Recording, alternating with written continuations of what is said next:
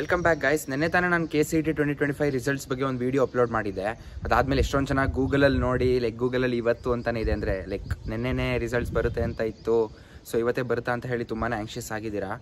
I know ನಾವಿಲ್ಲೇನೋ ಒಂದು ಹೇಳ್ಬೋದು, but ನೀವು KCET 2025 ಬರ್ದಿರೋರಿಗೆ ರಿಸಲ್ಟ್ಸ್ ಯಾವಾಗ ಬರುತ್ತೆ ಅನ್ನೋ ಆ್ಯಂಕ್ಷಿಯಸ್ನೆಸ್ ತುಂಬಾ ಇರುತ್ತೆ.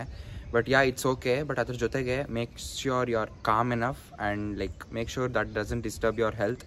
ಬಿಕಾಸ್ ನಾನು ನೋಡ್ತಿದ್ದೆ ಕಮೆಂಟ್ ಸೆಕ್ಷನಲ್ಲಿ ತುಂಬ ಕಡೆ ಗೂಗಲಲ್ಲಿ ಇವತ್ತೇ ಅಂತ ಇದೆ ಅಂತ ಕೇಳ್ತೀರಾ. ಬಟ್ ಗೂಗಲಲ್ಲಿ it takes the input from users ಅಲ್ವಾ. ಸೊ ನೀವು ಹೆಂಗೆ ಅದಕ್ಕೆ ಫೀಡ್ ಮಾಡ್ತೀರಾ ಆ ಥರ it gives you the output. It doesn't check all the developments which are going across. So ನಾವು ನಮ್ಮ ವೀಡಿಯೋಸಲ್ಲಿ ಏನೋ ಒಂದು ಹೇಳ್ತೀವಿ ಅಂತಂದರೆ will be taking care of all the developments which are happening across KEA over the last 2 to 3 years. So ಅದ್ರ ಮೇಲೇ ಹೇಳಿರ್ತೀವಿ. ಇವಾಗಲೂ the update remains the same. ಮೊನ್ನೆ ಇಂಪ್ರೂವ್ಮೆಂಟ್ ಎಕ್ಸಾಮ್ಸ್ ರಿಸಲ್ಟ್ ಬಂದಿದೆ ಅಂದರೆ ಅದನ್ನ ಕಮ್ಯುನಿಕೇಟ್ ಮಾಡ್ಕೊಳ್ಳೋಕ್ಕೆ and for that interpersonal communication to happen minimum ಒಂದು 2 days ಆದರೂ ಬೇಕಾಗುತ್ತೆ. So only after that they can give you your examination results ಅಥವಾ KCET 2025 ರಿಸಲ್ಟ್ಸ್.